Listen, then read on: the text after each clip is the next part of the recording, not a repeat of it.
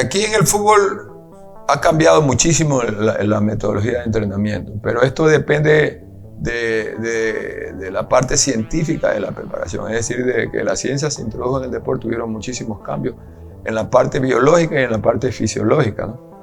Anteriormente la mayor cantidad de trabajo que se hacía era en la parte analítica, es decir, que se trabajaba por parte, el preparador físico por un lado y el entrenador por otro, ¿no?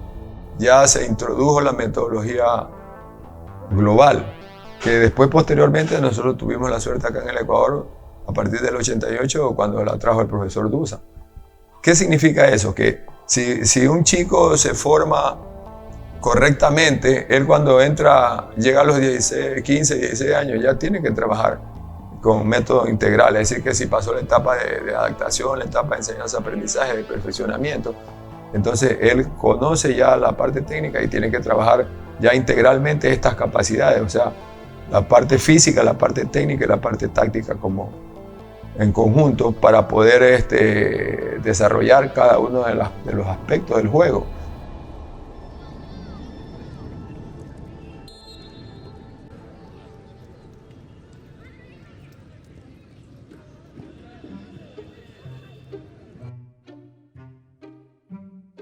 Esta es una etapa eminentemente lúdica, ¿no? Y es global, porque el niño tiene que jugar sin ningún problema, o sea, el niño lo que quiere es jugar, pero aquí a veces cometemos el error de hacerlo competir. Y entonces eso es un problema, que no, en esa etapa el niño lo que quiere es divertirse.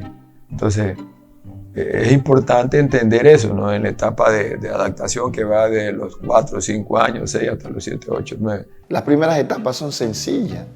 Hablamos de la coordinación con borde externo, la lleva, la trae el niño y entonces eso va haciendo que él se va adaptando, va coordinando ambas piernas, derecha, izquierda y después le mete usted lo que es ya una coordinación general o mayor.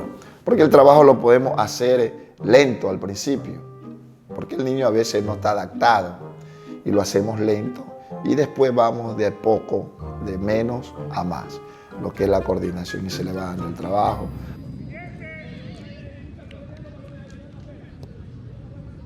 Entonces allí es muy importante que subirle al niño la autoestima, decirle que él es muy importante, que él puede, porque hay niños que dicen que ellos no pueden. Y el profesor, ahí es la parte fundamental donde él tiene que enseñarle al niño que él sí puede, como un padre al hijo, que sí puede hacer ese trabajo y que él tiene las capacidades de pronto de Messi, de Neymar y que él puede jugar fuera del mundo. Entonces ese niño psicológicamente va analizando y va pensando y empieza a creer lo que el profesor le dice.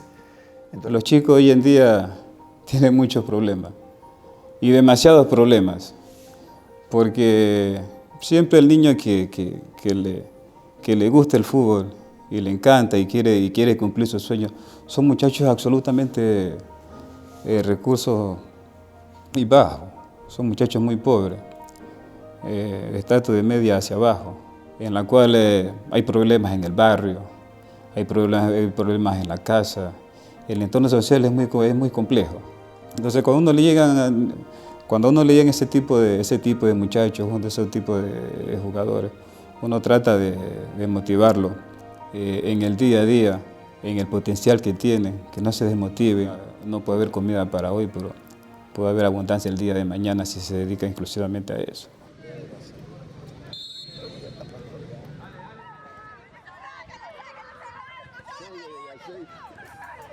Entonces ahí viene la etapa de enseñanza-aprendizaje. Esta etapa es muy importante porque ya el niño, a partir de esa edad, ya ha desarrollado el pensamiento lógico. Entonces él está en capacidad de aprender todos los gestos técnicos. Y la metodología ideal al comienzo es la analítica, pues a enseñarle por parte, ¿no?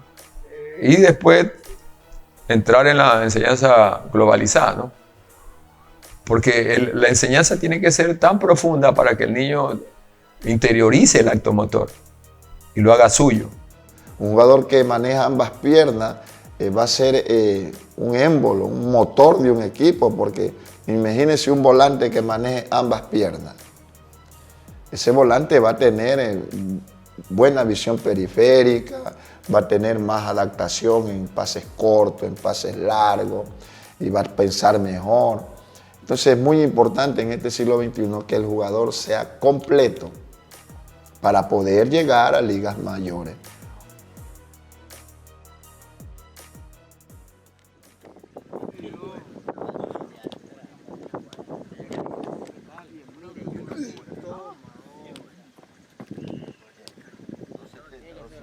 Normalmente uno tiene que hacer una planificación.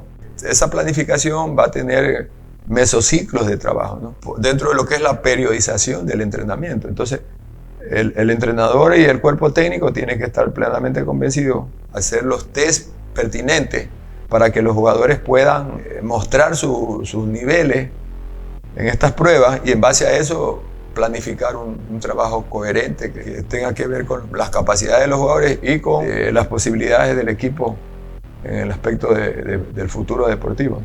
Lo veamos por el biotipo, alto, presencia, después le hacíamos unas pruebas de salto y de pronto una prueba de 20 metros en velocidad, máxima velocidad. Y pues veíamos esas características, esas son lo fundamental para empezar a formar un jugador. Eso es lo más importante, biotipo, potencia, velocidad, masa muscular, que tenga fibras blancas o qué sé yo, rojas, las mejores. Así son las escuelas de fútbol, o sea, uno trabaja, pero no quiere decir que todos van a llegar.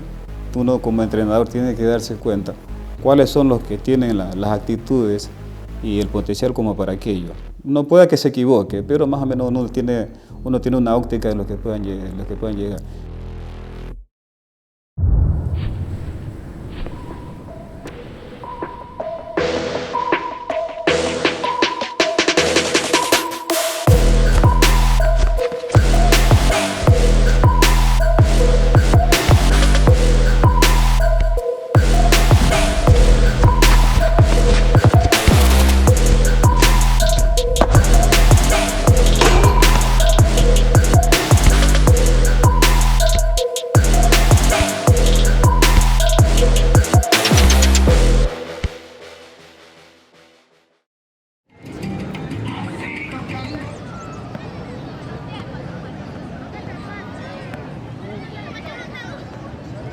Para poder practicar el fútbol necesitamos tener cancha y eso es muy importante, ¿no? Y si se tratara de otros deportes también es necesario tener una correcta infraestructura para que los atletas o los que están integrados en estas actividades puedan cumplir a cabalidad su entrenamiento y por ende progresar, ¿no? Porque es a través del trabajo diario que uno va avanzando y puede llegar a niveles insospechados, ¿no? Bueno, que todos nosotros que nos gustaría tener la cancha del Monumental. Todos nos gustaría tener la cancha del Estadio Capo o la de Liga, pero lamentablemente nos encontramos en un país tan futbolero como Ecuador que todavía no se ha empapado de la dimensión que genera el fútbol. Todavía el dirigente no está convencido totalmente de que primero son las canchas de fútbol, canchas en óptimas condiciones, para poder sacar jugadores a gran nivel. Pero lamentablemente uno como entrenador tiene que ingeniársela. Podemos tener los jugadores, pero si no tenemos cancha de fútbol es lo mismo que nada. Ahí viene el ingenio del entrenador. Puede ser una cancha de tierra, puede ser en una cancha de cemento. Pero Guayaquil es una zona muy importante donde salen muchos jugadores. El problema es que no hay muchas canchas deportivas. Sí, es importante tener una cancha en óptimas condiciones, con césped. Pero ante la adversidad tenemos que ingeniárnosla.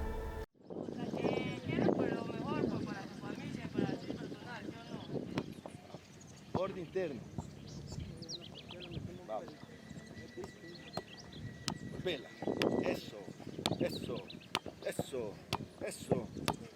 Sigue, no le cae. Pero cuando llega la etapa de perfeccionamiento ya cambia.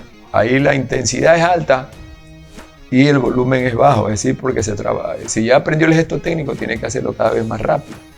Porque ahí hay un problema que el niño de los 13 a 14 años, en la etapa de la pubertad, el 70% de la energía que recibe a través de los nutrientes, a través de la alimentación la usa para crecer.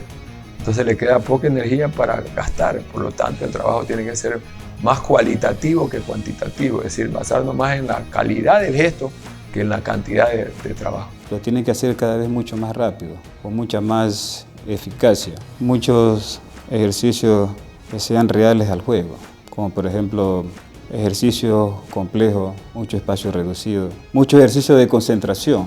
¿Por qué digo ejercicio de concentración? Porque hoy en día el jugador padece mucho de aquello y lo hemos visto en el fútbol profesional, que el jugador se distrae muchísimo, que hemos visto en el minuto 45, ya terminar el primer tiempo en el minuto 90, sucede que nos desconcentramos, pero es producto de que al jugador no lo obligamos a pensar. Y cuando nos obligamos a los jugadores a pensar es un problema. Entonces hay que hacerle ejercicios de mucha complejidad para desarrollarle el nivel de conocimiento y otro es el poder de asimilación y el nivel de concentración que tiene que tener en cada uno de los partidos.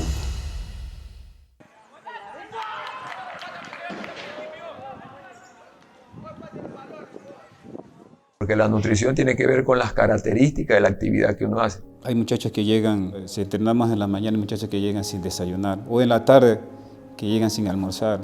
Es un problema porque si entrenamos a las 4, el muchacho sale de su casa, qué sé yo, sale para llegar al entrenamiento 2 horas o hora y media. Entonces en ese transcurso de hora y media o 2 de la tarde, si ese muchacho no ha tenido el almuerzo necesario, imagínense en el trayecto de hora y media, 2, el muchacho va pensando en aquello. Llega al entrenamiento y uno como entrenador a veces va a hacer un ejercicio de gran intensidad. Puede que en los primeros minutos lo haga, pero ya a partir de 10 minutos en adelante, el muchacho va a sentir el estrago del ejercicio. ¿Por qué? Porque no se ha alimentado correctamente. Es muy importante que el niño sea bien nutrido, coma bien. ¿Por qué? Porque el niño tiene una descarga a nivel deportivo y tiene una descarga como niño y tiene una descarga como alumno, como estudiante. Son 3 descargas que tiene el niño. Entonces, pocos saben y hablan de la nutrición. De tal manera que si una persona no tiene esa ingesta calórica, va a tener problemas porque el entrenamiento es ondulatorio, ¿no? Siempre se tiene que ir de la mano el trabajo en tanto al volumen, intensidad y frecuencia y densidad del trabajo, más la nutrición correcta y el descanso adecuado. Es muy importante lo que es la alimentación en la formación de un jugador.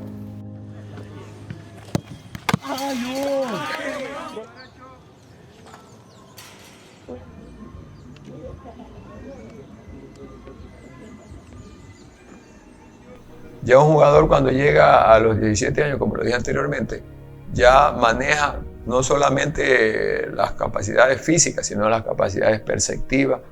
O sea, ya tiene un análisis de lo que es el juego. Ya hablamos de jugadores que están en una categoría donde ya ellos pueden participar en selecciones sub-17, sub-20, sub-23 y mayores, ¿no? Soy de las personas que digo que en el fútbol no se saltan las etapas. Si bien es cierto, es como la escuela, ¿no? Uno tiene que ir de abajo hacia arriba, uno no puede correr sin aprender a caminar. Vas categoría sub-7, sub-8, sub-10, sub-12, sub-15, ya tienes la base, idea. Entonces cuando ya tienes 20, 21, 22 años no se te hace muy difícil porque ya tienes ese proceso. Por ejemplo, la mayoría, los mejores jugadores de este país no son de las grandes ciudades. Iván Hurtado, de Agustín Delgado, de Ulises de la Cruz, de jugadores como Capurro, como Raúl Avilés, como Byron Tenorio.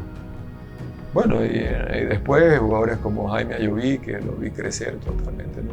Uno primero debe ser perseverante, no dejarse derrumbar ante la vida, porque la vida es eso, la vida te da golpes, pero tú debes saber levantarte.